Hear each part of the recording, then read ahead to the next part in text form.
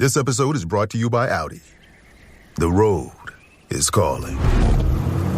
Embrace the thrill of the drive with the all-new, fully electric Audi Q6 e-tron. Featuring effortless power, serious acceleration, and advanced Audi tech. It's not just a new EV. It's a new way to experience driving. The all-new, fully electric Audi Q6 e-tron is here. The next chapter of Audi starts now. I can say to my new Samsung Galaxy S25 Ultra, hey, find a keto-friendly restaurant nearby and text it to Beth and Steve. And it does, without me lifting a finger. So I can get in more squats anywhere I can. 1, 2, 3. Will that be cash or credit? Credit. 4.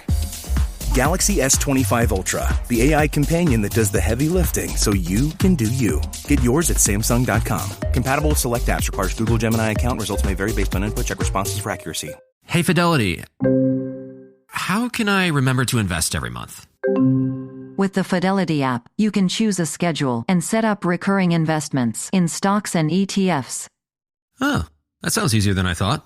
You got this. Yeah, I do. Now, where did I put my keys? You will find them where you left them.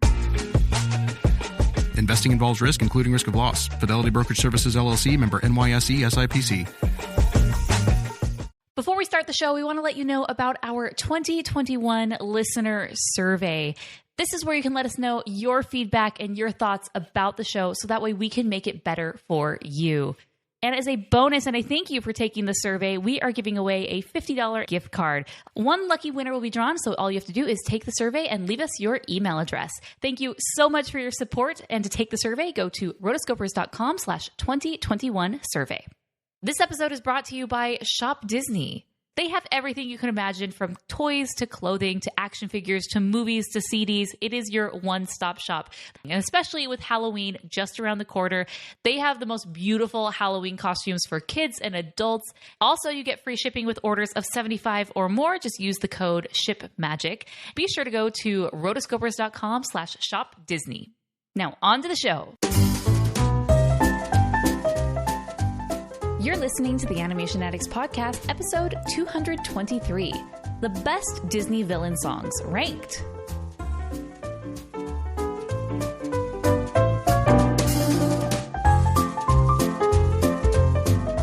Welcome to the Animation Addicts Podcast with the Rotoscopers, the #1 place to get your animation fix with animation addicts just like you.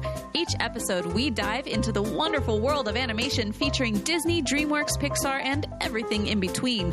From hilarious discussions and movie reviews to interviews with industry insiders, this show's mission is to brighten your day through our love of animation. So hop on your nerdy couch, grab some snacks, and get ready to hang out with your animation besties because it's time to dive into today's episode. Hello, patrons. Surprise, surprise. Chelsea and I were recording our Nerdy Couch discussion episode, and I said, hey, pause that. Why don't we just go live to the patrons and let them see behind the scenes as we're recording this one? So this is going to be basically our process as we are recording this. So Chelsea, are you ready? Oh, I was born ready. Now, if you're watching this live and you are in the Facebook group, you can definitely type live in the chat comments. So we're going to try to keep it like focused as much as possible, but we will definitely be seeing your chats as they come. So with that, shall we do this, Chelsea? Let's do it. All right. Hey there, animation addicts. My name is Chelsea Robson. And I'm Morgan Stradling. And Chelsea, I have a question for you. Ask away. If you were in a Disney film, a Disney animated film, would you be a villain or a hero? I mean, speaking honestly, I don't think I could do the villain thing. I'm just not very good at it. So definitely I would probably end up. I am. I just have a difficult time with the whole villain situations. But I do find them ever so delicious. So. And I would be a villain. Sorry, I can't deny it. That's why we're a good team. Yes, that's why we work so well. We have the yin and the yang. If you know me, you know that my heart's desire is to be a part of Slytherin House. And no matter how many times I go on Pottermore and the Sorting Hat sorts me, the various different tests, even out there on the internet, like I go to all lengths to take the Sorting Hat quiz. No, I am always put in Ravenclaw, never in Slytherin. Always a Ravenclaw, never a Slytherin. Always a bridesmaid, never a bride, sort of thing. And it just pains me because I want it so badly. It's just, I feel it. I resonate with Slytherin, which, you know, there never was a Slytherin that didn't turn out evil, right? So, hey, whatever. There never was an evil that didn't start in Slytherin. Yes, so. There we go. Yeah, let's give the Slytherin chap some there is some possibility of it's not like you're 11 years old, you're being sorted, and like, well, evil. Could you imagine that being put on you? Like, well, there goes my future. You're either going to lean with it or you fight it until eventually it gets you. So anyways, today we are doing something really, really fun. We are ranking all of the Disney villain songs. We're kind of on a villain. We're kind of on a music kick. Last episode, we talked about the different filler songs in Disney musicals. And musicals in general have different buckets that some of these songs fall into. There's the I Want song. There is, we talked about the filler song, which may or may not be conscious on the composer's part. And then there obviously are villain songs. If there is a villain in this piece, many times the villain does get his or her own song, and they are epic and they are juicy and they are oh so good. So that's why we're going to dive into those today. Here at the Almond Joy Factory, where tropical vibes abound, we use soft, fresh-tasting coconut. The crunchiest almonds and delicious chocolate candy. Ah, but do you know what our most important ingredient is? Sometimes you feel like a nut. Sometimes you don't.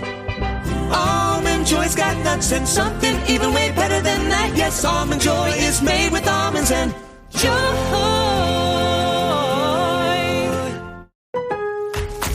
Lowe's knows what makes SpringFest savings even better are member-only doorbuster deals. Right now, rewards members can save $40 on an Allen & Roth Chesler Gold faucet. Was $99, now $59. Plus, save $110 on a Cobalt 40-volt battery trimmer and blower combo kit. Was $279, now $169. Lowe's, we help, you save. Valid through 3/24 while supplies last. Program subject to terms and conditions. Details at lowes.com/terms. Subject to change. Take your plans out of the group chat and get long weekend ready in new Abercrombie. From day to night, pack new outfits for every part of your itinerary. Grabbing brunch? Throw on the A&F Mila dress. Then head to your dinner reservation in their new bubble hem mini dress. And yes, permission to overpack for pics with the girls. Abercrombie's best-selling Scarlet Squirt deserves a post in your feed. Your plans are worth it. Shop Abercrombie's new long weekend collection online or in store. I will give a little bit of a caveat here because I tried to go back to the very beginning of Disney movies, and they really didn't start doing the Disney villain song as we know them today until about the Renaissance era. So when you're going back that far, there's a lot of these songs that are less specific to the normal rules of what you would be considered today. Normally, my list would say the rules would be like, it's the villain singing about himself and what he's got going on, he or she has got going on. While if you go back further, as you will see, just because I really wanted to include some of these songs, I decided to forgo those rules for our own sakes. So what are your rules?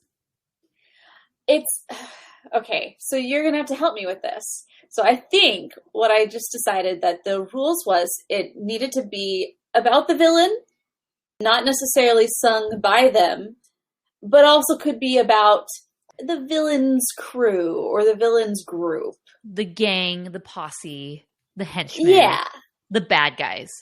So if you're on the side of evil or doing bad, that would categorize as a villain song. It doesn't have to be about the number one head honcho.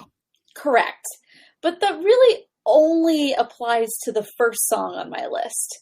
And it's just because I liked it, and so I wanted to add it. Nice. So she added a very specific rule simply so she could put this one in there. Great. Sounds good. All right. Well, let's jump into it. All right. Okay. Now I am. Okay, so rewind it back so I can. Life is a wonderful life, and never bury your bones. For when it's all over, a jolly sea rover drops in on his friend Davy Jones. Oh, his very good friend Davy Jones. Very nice. On the scale of like 1 to 5, we'll say, how would you rank A Pirate's Life? I mean, a 2. It's nice. Okay. It's a little bop, but it's such a blink and you miss it sort of thing. And like you said, it's not necessarily about Captain Hook. I mean, that one is fun, but it's really no meat to the bone for that one. Okay. So the next one that I could consider as we're moving through the Disney canon would be from Lady and the Tramp, and that would be the Siamese Cat song, which on its own has, who knows how good are the Siamese Cats as a villain? Not great, but I mean, Aunt Sarah didn't have one, so we're going with them. Now we're looking over our new downward side. If we like, we stay for maybe quite a while.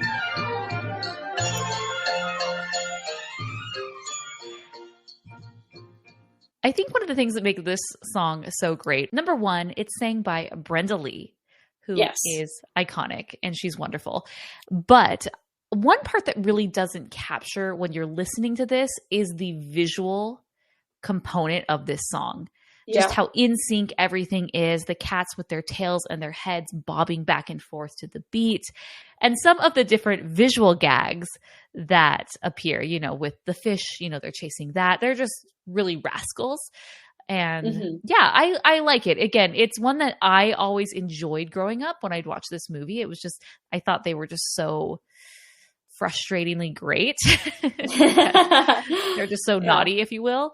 But they know what they're doing and they're bad, but they're not like that bad. I mean, really, that's the most we see of them at that moment. Mm-hmm. Like there's a few things where they try to get in the way, but then they're kind of like pushed to the side. So I would rank that song again a 2. 2.5. Yeah, I agree. Yeah. They're just not they themselves are not great villains. The dog catcher is a bigger villain than they are, but they are definitely not for the main character at all. So there you go. All right. Now we're moving on to 101 Dalmatians. That's it. Cruella de Vil, Cruella de Vil. If she doesn't scare you, no evil thing will. Oh, to Roger. see her is to take a sudden chill. Cruella, Cruella. She's like a spider waiting for the kill. Roger, Look she'll out hear for you. Cruella de Vil. At first you think Cruella is... Oh, it's so good. I don't want you to stop. I know. You know what's great about this song is that this is a villain song about the villain, not sung by the villain. That's how you know you are too good when other people are writing hit songs about you. And I hope she got some royalties as part of this. I doubt it. Otherwise, they probably wouldn't have been able to afford that Dalmatian plantation at the end. Yes, that's true. But yeah, I think that's an iconic song. It has such a beat. It's so great. I didn't want you to stop. Cruella de Vil in her own right is an amazing villain. And so I would rank that one 4 stars. I give it, I would say 4.5. 4.5, yeah. Just like how long it's lasted through the years. And everybody knows this song. And whether or not they've seen the original or whether they've seen any of the reiterations, they know this song. And especially with the new movie that came out, it was always like, ooh, Cruella. So it was, I believe it was the song that made her who she was. Oh, yeah. Or took her to the next level for sure. Yeah.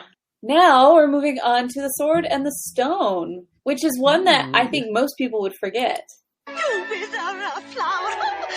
I find delight in the gruesome and grim. Oh, that's terrible. Thank you, my boy, but that's nothing for me. Oh, because I'm the magnificent, marvelous Madam Mim. You know what? I can even change size.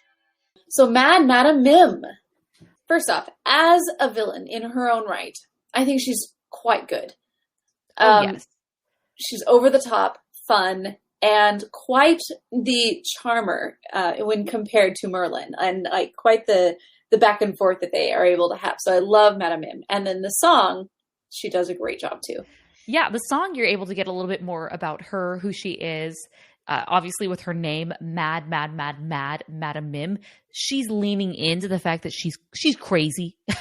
And you get to really feel for who she is and just her personality. And I think it's a fabulous villain song. I think it's the first one that I'm going to give 5 stars, even though I kind of forget about it. When you think of I definitely villain forget songs, about this. Like if you would have said like name the top 5 villain songs, I wouldn't have thought about this one initially. Yeah, I would have totally forgotten about this one. I wouldn't have connected with it. And it was only when going through it that I brought it up, which is probably why I would give it a 4-star. In fact, actually, I'm going to go back and I'm going to change my 101 Dalmatians to 5 because of its iconic nature and make this a 4.5. All right, so we've gone through a lot of the earlier years of Disney, and now we're getting closer and closer to the Renaissance, and this is definitely where they start really hamming it up and adding some fabulous villains. So here we go to the world's greatest criminal mind. Been simmering in my great criminal brain. Even meaner, you made it. Worse than the widows and orphans you drowned. You're the best of the worst around. O'Radigan, O'Radigan, the best holding eye. To Radigan, the world's greatest criminal mind.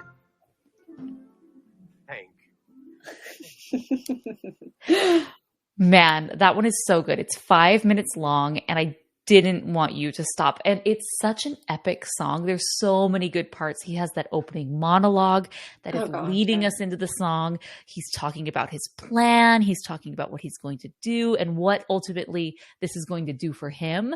And then he just sings a song about how great and wonderful he is, with his henchmen also doing it as well. Yes. And I love the variety in this song. There's like slow moments. There's, where the harp goes doo-doo-doo, and then he sings like a sadder, slower version. It reminds me in Be Our Guest when Lumiere is singing the slower part during that part. It's just beautiful. It's wonderful. And I believe this is Alan Menken, so I'm not surprised. No, it's Henry Mancini. Did Alan Menken do this song? Or well, it says Henry Mancini is the one, and he is so good. This was actually, when you go back and listen to our Great Mouse Detective episode, I mentioned that this was the last movie that he was able to do, and he's also the composer of the Pink Panther theme. The man knows how to write a theme. I loved this soundtrack in general, and I loved this song. 5 out of 5. Yes. Yeah. We could just go on and on about how amazing this song is. It's so good. It's 5 out of 5, no question.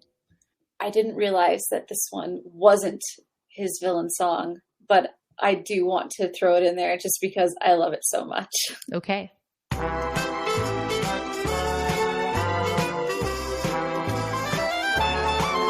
Goodbye, so soon, and isn't this a crime? We know by now that time knows how to fly. So here's goodbye, so soon, you'll find your separate way. With time so short, I'll say so long and go, so soon, goodbye. Oh my gosh, I love that song so much. You follow me, I'll follow you. And that's where it naturally just starts. Yes. In the movie, it eases out, but the song goes on for quite a bit. Yeah. Yeah. One thing I love about, I realized why I didn't put this into the filler song, because this one really should be one of the filler songs. Right. And the reason why was because I had already put in Let Me Be Good to You, which I'm like, I love this soundtrack. There's just a lot of filler in that movie, and that's okay. Yeah, this is for sure not a villain song.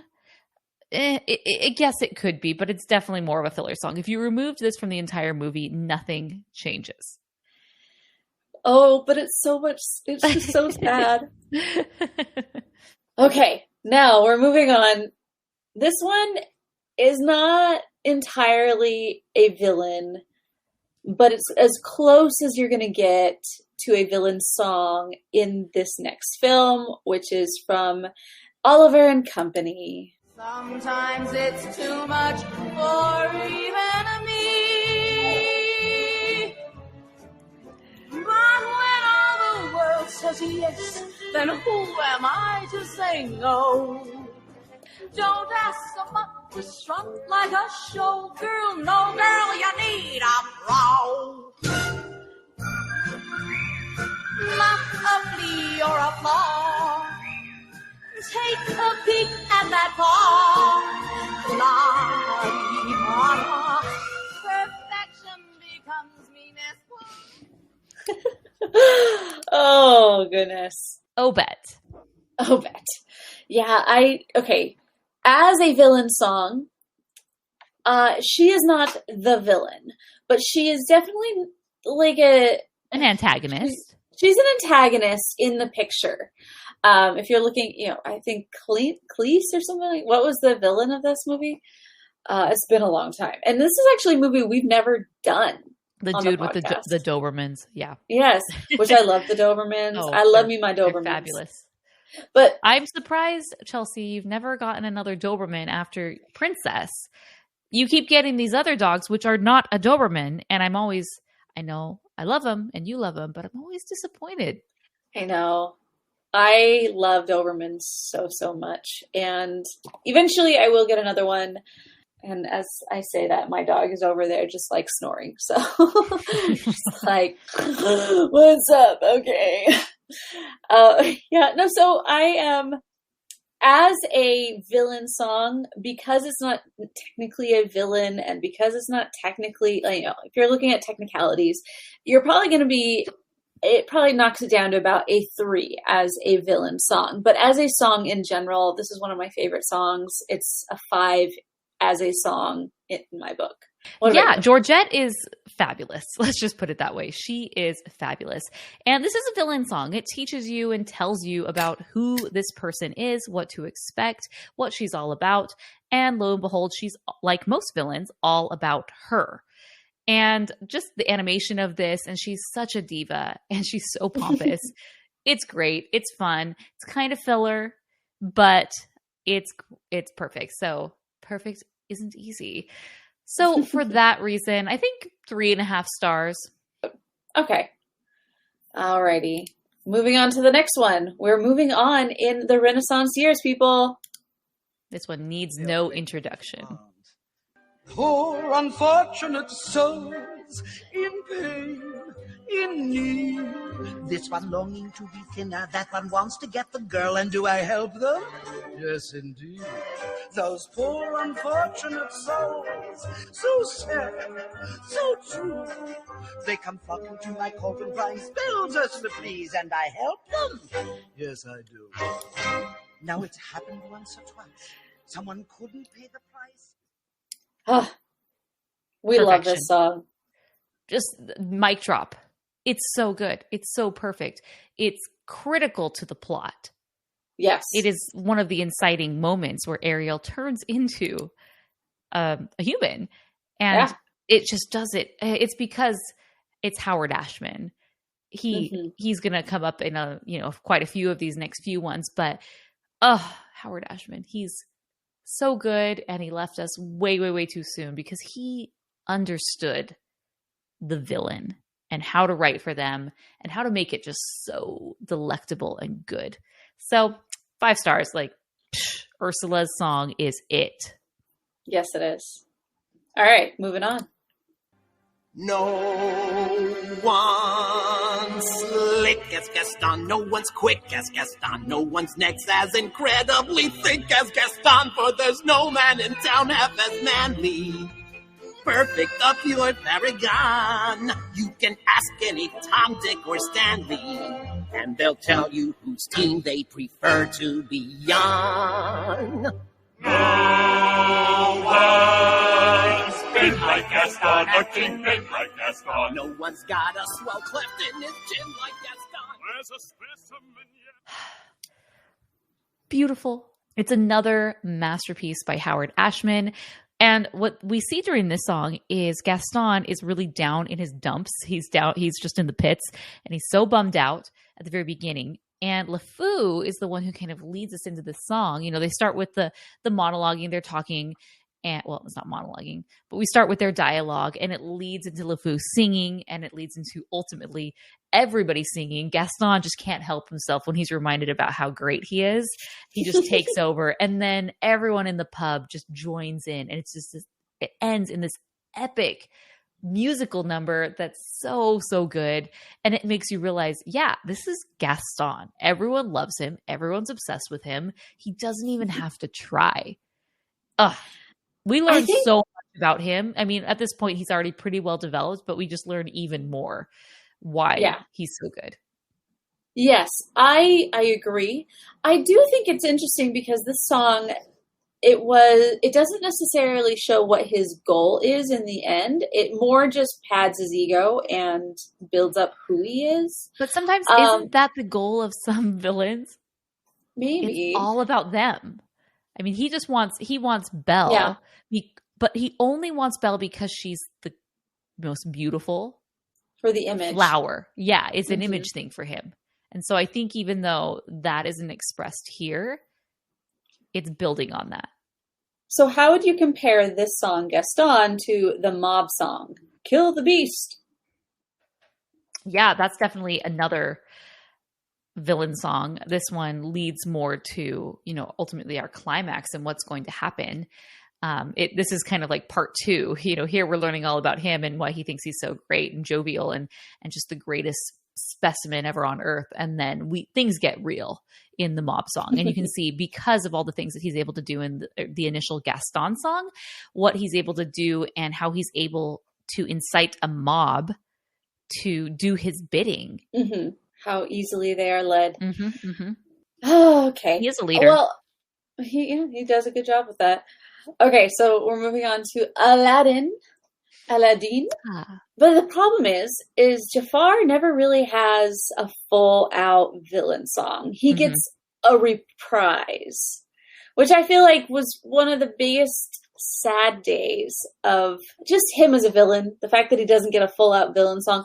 I guess they tried to give him one in the second movie, but let's forget that was a thing. We still are. We've yet to review it for good reason. Right. Prince Ali, yes, 'tis he, but not as you know him. Read my lips and come to grips with reality. Yes, meet a blast from your past, whose lies were too good to last. Say hello to your precious Prince Ali. Or should I say, Aladdin? Ali. Jasmine, I tried to tell you, but... So Ali turns out to be merely Aladdin. Yes, I know every single lyric and line in this movie. I've watched it over 500 times at this point, and I am not ashamed. It's so good. And you know what I really love about the song? Yes, we miss out big time hearing Jonathan Freeman, which is the voice of Jafar, singing. We just get kind of this little reprise, as you say. But you know what? Normally the reprise, it's sung by the initial person, right? So you would expect Aladdin to sing this, but just the fact that, they take Prince Ali and they flip it on his head, And Prince Ali is getting caught out in his lie. You know, Prince Ali is all about the lie, and the Prince Ali reprise is all about revealing that. And that is ultimately what Jafar wants. He doesn't want anyone to get in his way. Aladdin has messed up his plans with the Sultan, with the princess. So this is his big villainous moment to get rid of Aladdin. He's gotten the genie. He's gotten everything that he wants. So now he just has to get rid of Aladdin, who's just a pawn. Or he thinks. He doesn't think Aladdin is as great as he is. He thinks he's just someone who got lucky and got the lamp. Yeah. It's so good. But he is the diamond in the rough. It is so good. The diamond in the rough. Okay. So now we're moving into, I would say, more questionable territory. Questionable? Just because it's not my favorite movie, but we're moving into The Nightmare Before Christmas, and I couldn't really decide who the villain was in this movie. Because if you're looking at it from the case of the world outside of Halloween Town, Jack is the villain. He's the one that's going around and kidnapping Santa Claus. He's the one kidnapping all these things and running amok. And so I couldn't decide whether or not his song of... this is his song. Oh, this is Oogie Boogie Man's song. Oogie Boogie's the villain. Oogie Boogie is the villain, though. So we'll stick with this one. Oh, Danny Elfman.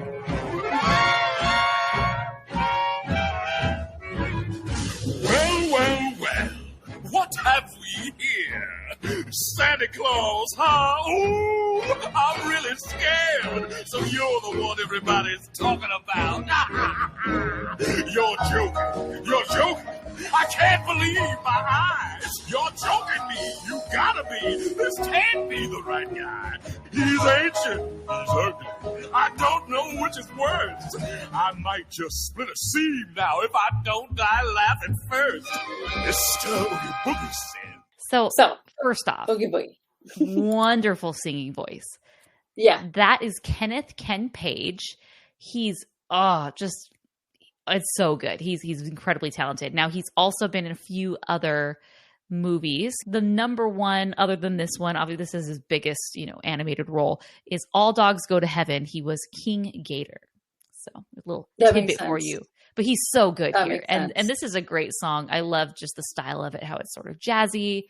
It just goes really, really well. All right. So we'll stick with that as the villain song. But if we were to say that Jack was the villain, then Jack's Lament would probably be the one. Yet year after year, it's the same routine, and I grow so weary of the sound of strings, and I, Jack, the Pumpkin King, have grown so tired of the same old thing. Oh, somewhere deep inside of these bones. So would you consider this to be the I Want song or the villain song? I mean, I personally don't consider him to be a villain. Okay. The story is his story, even though he's doing bad things. Does that make sense? Like bad? Yeah. Because he's our protagonist, he's good. We don't really see another alternative. There's other more worse people from his perspective that are creating problems. So yeah, that would kind of fall more into an I Want song for me. Okay. We're moving that to the I Want songs. All right. And now we're moving into The Lion King. And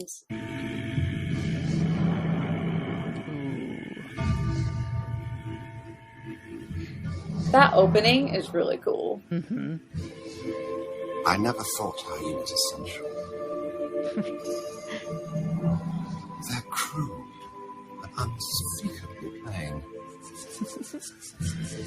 But maybe they've a glimmer of potential if allied to my vision and brain.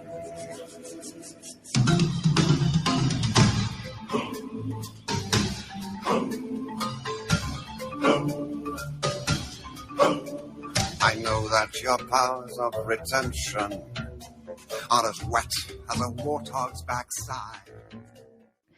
No, fool, we're gonna kill him. Simba too. Simba too.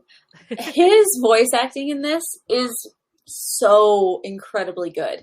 Yes. And especially if you're listening to that very beginning where he's just kind of like talking himself into the song, it's so delicious. Just every little like flip of his voice just makes me just want to I just love it so much.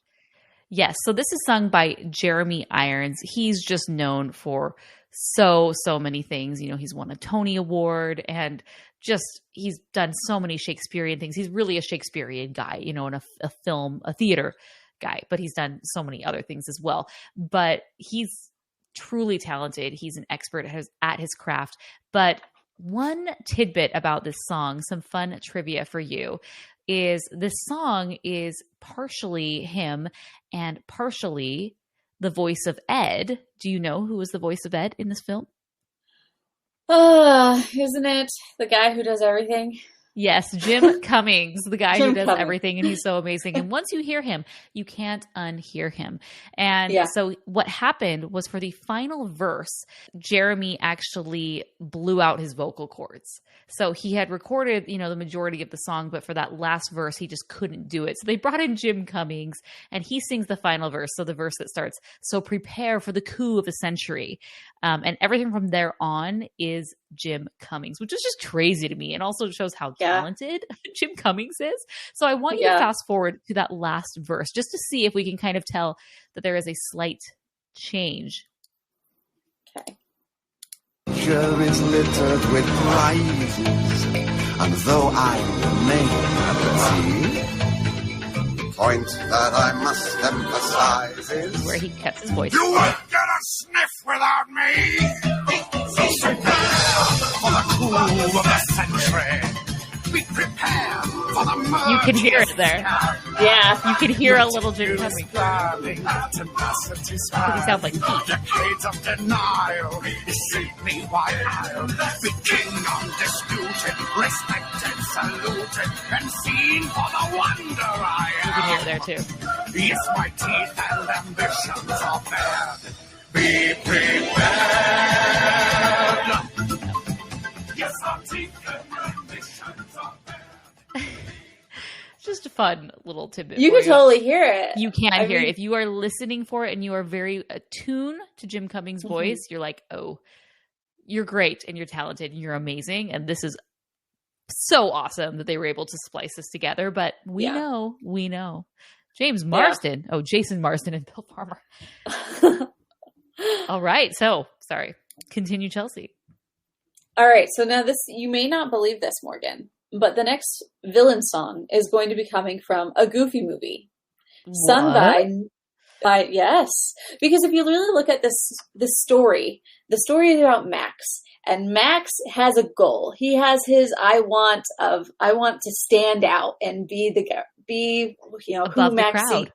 He wants to stand out of the crowd. And the way he decides to do this is by trying to impress this girl. Well, this whole time, Goofy is the antagonist force keeping him from all his dreams. And so the villain song in this is going to be On the Open Road. And for some reason, YouTube won't let me play the normal one. So we're going to listen to a little bit of James Marsden and Bill Farmer singing On the Open Road at D23 in 2015. Yeah. Nice.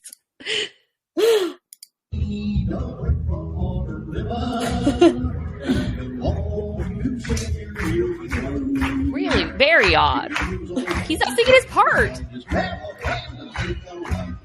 He'll come. Here he goes. No. Okay. All in all, I'd rather have detention. Okay, girls. Oh, I love it. I love it so much. Oh, they are amazing. They are such cool people. They're such way cool to rub people. it in, Chelsea. I know. Okay, now we're moving on. We're gonna go to Pocahontas, and Pocahontas has. I mean, this is a delicious song, and I love it. It's gold and it's mine, mine, mine.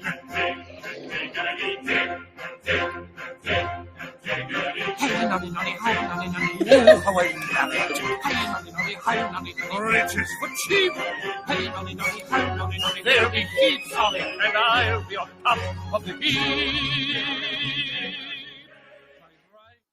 I love that song. It's so great. It's my They also have wonderful play on words with mine, to mine the gold, and then also on the flip side where he means no, it is mine. So you guys mine. What is mine? It's great. And it's Stephen Schwartz. Stephen Schwartz is, Alan Menken did the music and Stephen Schwartz did the lyrics, and Stephen Schwartz is best known for Hunchback of Notre Dame and of course Wicked. So may the Schwartz be with you. Speaking of Hunchback of Notre Dame, that villain song is kind of okay. You have it kind of sprinkled throughout, but when it gets to like the main villain part of the temptation side, oh goodness. Yes. Oh goodness. We're gonna skip forward here and find it. Heaven's Light and Hell's Fire. Definitely two juxtaposition happening right there. Yes. I feel her, I see her, the sun caught in her raven hair is blazing in me out of all control. Like fire, hellfire, this fire in my skin, this burning desire is turning me to sin. Oh, sure it is. It's totally your fault. Do not blame another person for your actions. She is a temptress. No, you're just disgusting. Yes. But that one's so good. It's super good. It's powerful. Epic. It's very, very dark and more adult in nature than what you would expect from a Disney song. And his motives and motivation for what he does is a lot more sinister and disgusting than, let's say, Madame Mim. Yes. Okay. And now we're moving on to a movie that most people dislike, but I love. I just have to say it. I love the villain song. They call me mean, boys, depraved and nasty too, and they ain't seen, boys, the cruelest thing I do. You see, your little the sweetest way of rustling yet devised. 'Cause when your little why, looky how them cows get hypnotized. He don't run, he don't yell, still he drives and doggies well, which ain't easy when your chaps are labeled XXXXL. Oh gosh, I would have left it going, but we're gonna stop. Nice. So that is actually a very interesting song. Alameda Slim, he's horrible. Still in all the cattle in all of Texas, but hey, he has a yodel inside to him. And so when he sings the actual yodel, it sounds very much like Bill Farmer to me. Like it sounds like Goofy during that part. Like to me, it sounds like a different person. So I looked it up and he does the singing part, but the yodeling is actually performed by two different guys, Randy Irwin and Carrie Christensen. Randy Irwin is just an old cowboy actor. And then Carrie Christensen, if you look him up, he comes up listed as American yodeler. So if you need yodeling in your songs or anywhere, this is the guy to go to. So it's interesting that they use both of them for this. But because I was thinking, I was like, wow, I wonder what his voice lessons were like Randy's when he was learning the song. And no, there were no yodeling. They're not going to make him do that. To be had. Let's just hire a professional. I started yodeling when I was 7. My mom taught me on the way to something, but even then it wasn't good. It took me quite a while. And if you're interested, you can check out my How to Yodel video on our YouTube channel, because that's fabulous. That has a couple 100,000 views. Not bad. It does. Not too shabby. Hey. Teodolati. It's a great party trick. It is, but you can't use it too often because then people are just like, wait, what? All right, moving on. The Princess and the Frog. And don't you disrespect me, little man. Kind of like an Oogie Boogie vibe. Don't you derogate or deride. You're in my world now, not your world. And I got friends on the other side. He's got friends on the other side. That's an echo, gentlemen. Just a little something we have here in Louisiana. A little parlor trick, don't worry. Sit down at my table. Put your mind at ease. That's a good song. Yes, he does. It's good. It's not one of my favorites. It's probably one of my middle of the pack villain songs.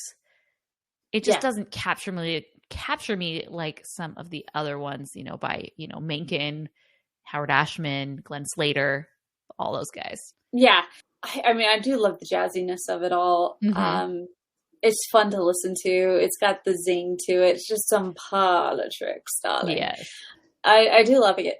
But yeah, you're right. Like this, in general, the Princess and the Frog soundtrack doesn't come to my mind easily. I have to go back in and listen to the songs in order to sing them. Okay, now we're moving on to Tangled. Mother knows best. Mother knows best. Listen to your mother. It's a scary world out there. Mother knows best. One way or another, something will go wrong, I swear. Ruffians, thugs, poison ivy, quicksand, cannibals and snakes. The plague. No. Yes, also large bugs. Men with pointy teeth and stop no more. You'll just upset me. Mother's right here. Mother will protect you. Darling, here's what I suggest. Skip the drama, stay with Mama. Mother knows best. Mother does know best. Nearly all of the songs on the Tangled soundtrack are so good, but this is probably one of the top contenders for the best song. But they're all so good. It's like, my babies, I can't. They're just all right neck and neck and neck, but really, really good. I love the passive aggressive nature of it. I love that it's kind of old school show tunes, and it's a foil to Rapunzel, who's more poppy, more modern, where this is, more old Broadway. It's sung by Donna Murphy, who is just a legend in Broadway. So at this point in Disney history, they really were bringing in like the big guns. It's like, no, you need to sing and act and do it all. We're not going to bring in someone to sing for you. And hey, it's a song. Hey, it's a Disney princess musical. So we're just going to go straight to Broadway and get the best of the best. And they did. And I'm so glad that they did, because I love Broadway. And I love the influences that it has on animated film, and they just work so well together. And this is like one of the reasons why Howard Ashman came to Disney, because he was just like, I can make this work for you. And he totally did. And to have Alan Menken come back and do all the songs for this and just really bring it to the next level is just so good. Yeah. Okay, we are on our last song. This is our last villain song of the Disney, basically, and it's more or less a villain song. Let's take a look. More or less. Scrub the deck and make it look shiny. I will sparkle like the wealthy woman's neck. Just to say, don't you know, fish are dumb, they chase anything that glitters. I like it. I think the song is quite shiny and delightful. And so we decided to move this from the filler songs, because it really wasn't a filler song. It really was a villain song, because this is Tomatillo, where he Tomatillo, the tomato salsa pepper. he isn't a crab. He's a tomatillo. Tomatoa. There you go. It's Tomatoa. Okay, shut up. Because Tomotoa has decided that he wants to be glam, and I'm here for it. This is not one of my favorite songs. I'm sorry. I don't like him. I think he's a weird character, which is fine. You can be weird. He is. But just the song is weird. I remember watching it first time in theaters and being like, what? Like, I think the fact that it's the shiny. I just don't like the lyric shiny. It's just so weird to me. It's just not my thing. So I know I'm a minority in this because Tomotoa has a cult following. Well, I think that you are. No, I think that I do agree though that this song does come a little bit out of nowhere because he's not the full out villain. And while some of my favorite villain songs are like, this is the guy or gal that we are going up against, and this is going to be a big feat in order to beat them. And even just beating him, it wasn't beating him, they just distracted him and kind of went away. So it wasn't like a full out villain encounter, but it works for me for the song itself. I think it's fun. Yeah, I mean, this is for another day, but I think Maui is more of a villain. He's an antagonist, but he's kind of villain-esque until he turns around. But for another day, we can talk about that. So, okay. So Morgan, tell me, what is are we going to do top 5, top 10? What do you want to do? So as we've been going, I have been creating a list, and I probably need to move it around a little bit more. But do you have a list? I do have a list. Okay, let's have you go first because I need to cull mine to top 5. Okay, my number 5 is going to be World's Greatest Criminal Mind. I absolutely love that song. I love him. Vincent Price just does epic on it. So good. Number 4, Mad Madam Mim, because she's so good. Awesome. I absolutely love her. Number 3, Cruella de Vil. She's stuck around this long. You got to put her up in your top 5, or at least I have to. Mm-hmm. All right. And then we're looking at number 2, Be Prepared, because the first songs that I think of when I think of villain songs, he definitely comes to mind. Mm-hmm. Number 1, Poor Unfortunate Souls.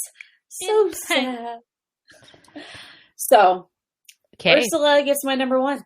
All right. So my list, number 5, Mother Knows Best. Number 4, Be Prepared. So good. Number 3, Gaston. I just love everything about that song. I think it's so great. Number 2, World's Greatest Criminal Mind. I just have a lot of really great nostalgia associated with that. I always loved listening to that and watching that one. And when we were going through it, I couldn't bump it lower. I just love it so much. And number 1, the epitome of all villain songs. Yodelela. No, just kidding. Thank you. Poor Unfortunate Souls. It's so good. It moves the plot along in a way that you can't, that none of these other ones really do. It's so crucial. It's so Ursula. It's so bad. It's great. And so it's no surprise that it's number 1 on both of our lists. Well, we want to find out what you guys think. Do you think that we are completely off? Which songs would you have thrown in? Which songs would you have thrown out of your top 5? Let's find out. Let us know. You can go to rotoscopers.com/Instagram and check out our Instagram page. You can also go to rotoscopers.com/223 to check out our full list there. So for our next episode, all of this villain talk got me thinking about our favorite villains and the children of our favorite villains. I did not grow up watching The Descendants, but there is an animated special that recently came out a few weeks within ago. The last 10 years. Shh, quite. We did not grow up watching these. Well, I mean, it's been around. You're interrupting me. It's been around 10 years. Yeah, 10 years. So, okay, whatever. And since there is an animated special that is happening, I thought, you know what? I need to give these movies a chance. So I watched all of them. And now I think it is high time that we review a Descendants film. We're going to jump straight to the end, which is kind of a short TV special. Descendants, A Royal Wedding. So Chelsea has only seen the first one, so she's going to have to get on it. She can choose to watch 2 or 3 or just skip straight ahead.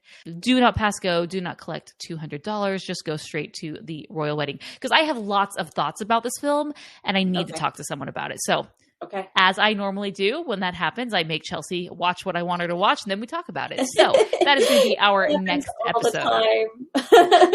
In the last week, there's been at least 2 things that you're like, no, do this so I can talk to you about. Avatar: The Last Airbender. I'm going to put it on air, guys.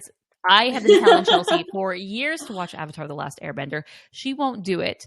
And something happened the other day where I sent her a GIF or I sent her something, and it was like, Chelsea, it's because I was watching a reel on Instagram, and there was this guy who was the voice of Zuko. Rufio was also the voice of Zuko, who's also the voice of the nerd in Goofy movie. Yo-CC, talk to me, baby. And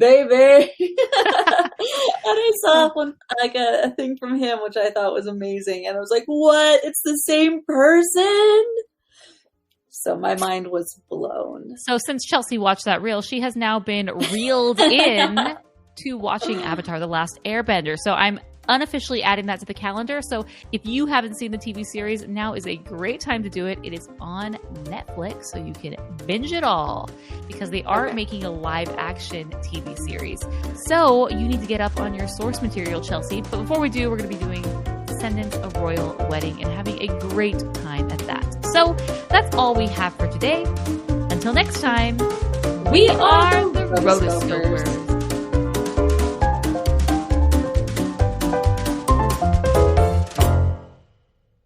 There's not a lag on this one. Did you notice? On StreamYard, there's not. On StreamYard, there's not a lag. On Zoom, there is. Let's do it again. I just want to test it out. Okay. 1, 2, 3. Wait. 3, 2, 1. We are the Rotoscopers. Oh, maybe there was a lag. No, we're just lagging ourselves. We are the Rotoscopers. We are the Rotoscopers. Cool. You've been listening to the Animation Addicts Podcast. If you enjoyed this episode, don't forget to subscribe and be sure to leave us a 5-star review. We're available on Apple Podcasts, Spotify, and wherever you listen to podcasts. And if you want to help spread the word, be sure to share the podcast with your friends on social media. Just don't forget to tag us at Rotoscopers on Instagram and use the hashtag Animation Addicts. For all the links and full show notes for this episode, go to rotoscopers.com/podcast. Now, if you still can't get enough for your animation fix, be sure to subscribe to us on YouTube and visit rotoscopers.com for more animation news, reviews, and